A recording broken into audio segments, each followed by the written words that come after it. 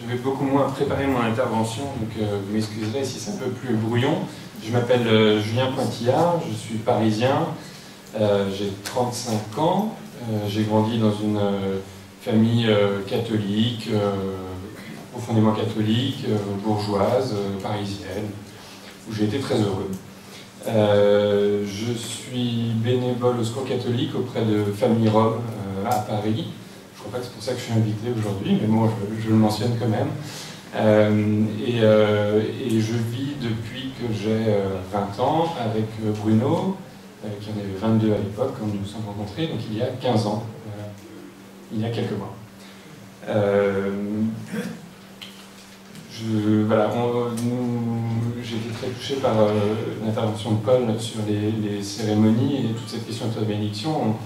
Il y a 6 ans maintenant, on avait voulu placer un peu notre couple devant Dieu, au pied de Dieu, voilà, et puis lui confier ce que nous vivions et ce que nous étions encore appelés à vivre.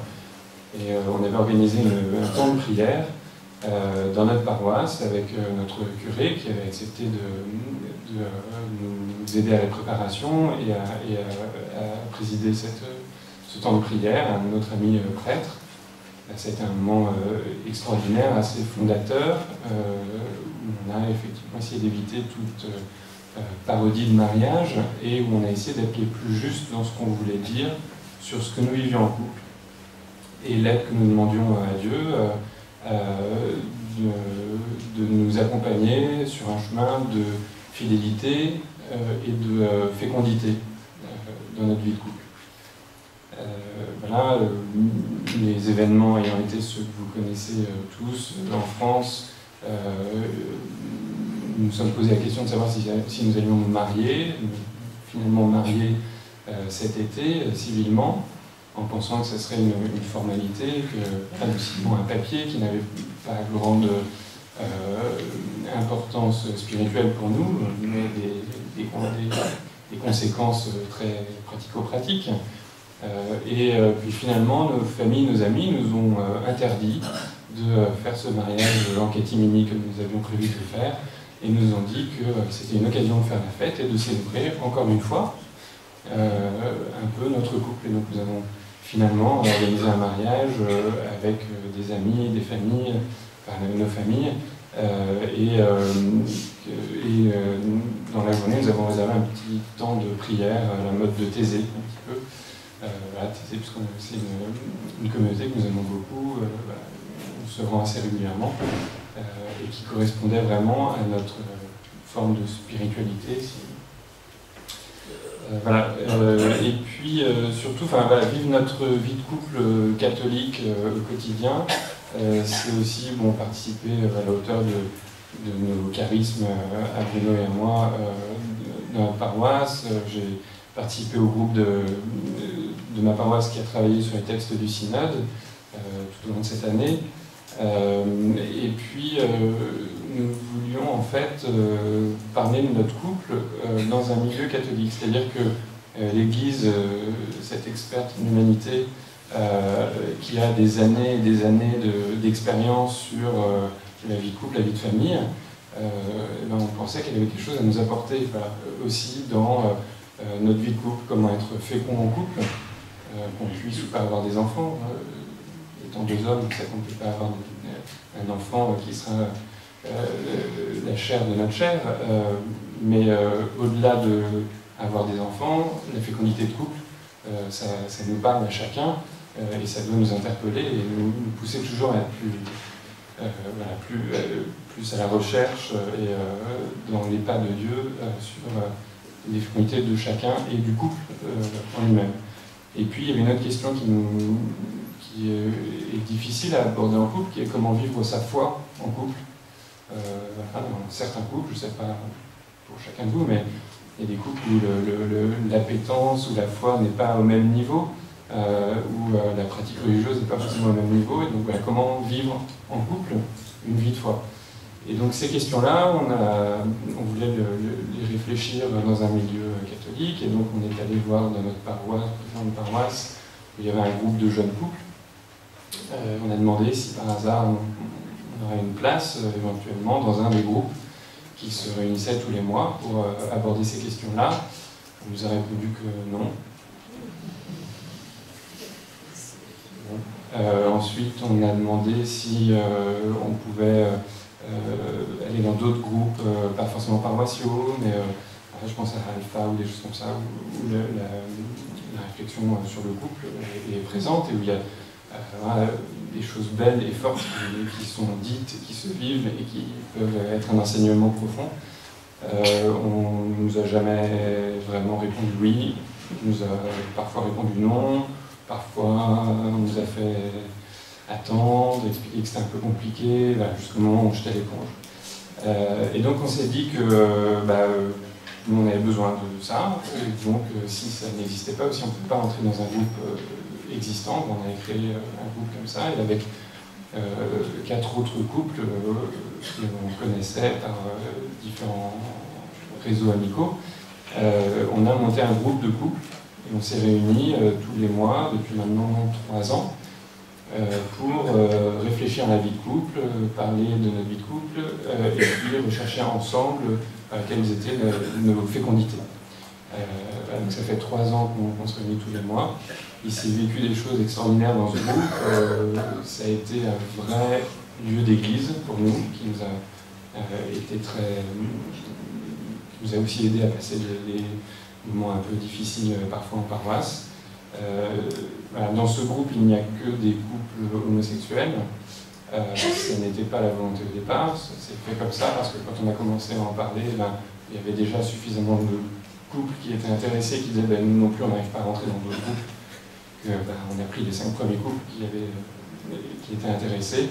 Maintenant, notre vœu le plus cher, c'est que ce groupe disparaisse et qu'il soit devenu totalement inutile parce que chacun de ces couples sera complètement accueilli dans des groupes de couples paroissiaux, diocésains ou communautaires.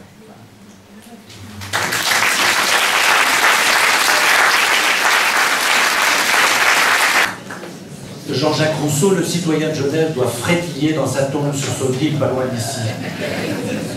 Merci beaucoup Jacques et merci la Suisse. Deux témoins à nouveau, Julien d'une part et Marie-Pierre ensuite. Julien, à vous.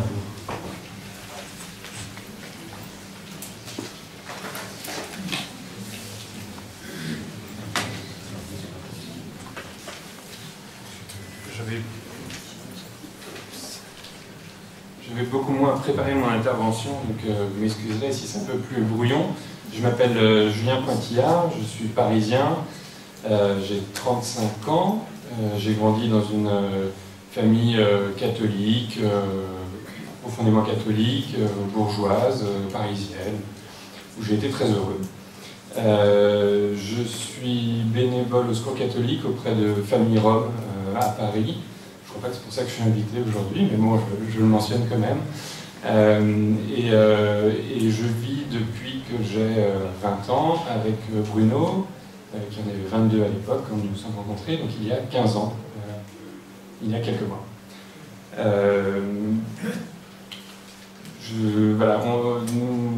J'ai été très touché par l'intervention de Paul sur les cérémonies et toute cette question de la bénédiction.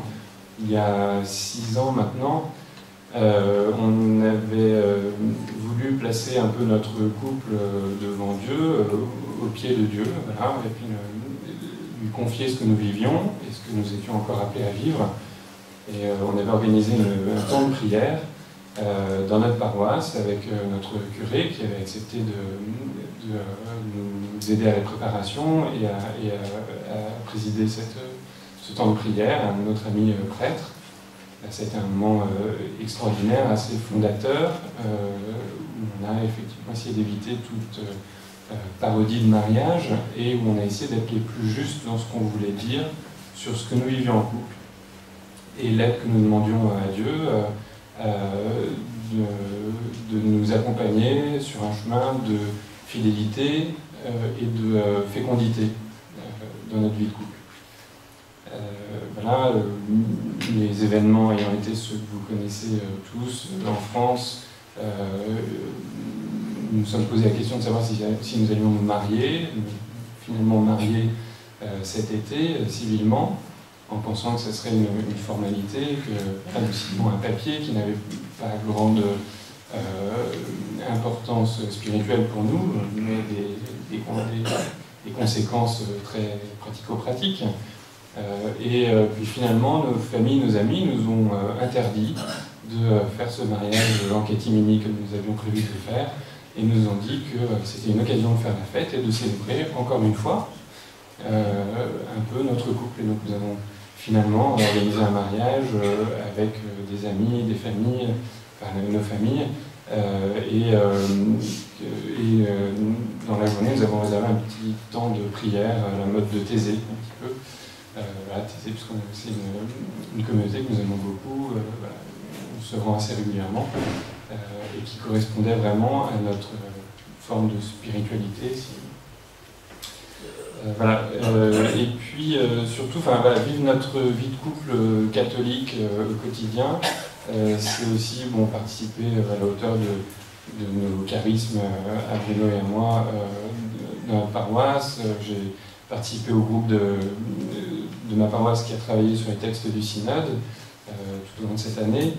Et puis nous voulions en fait parler de notre couple dans un milieu catholique, c'est-à-dire que l'Église, cette experte en humanité, qui a des années et des années d'expérience sur la vie de couple, la vie de famille, on pensait qu'elle avait quelque chose à nous apporter, aussi dans notre vie de couple, comment être fécond en couple, qu'on puisse ou pas avoir des enfants.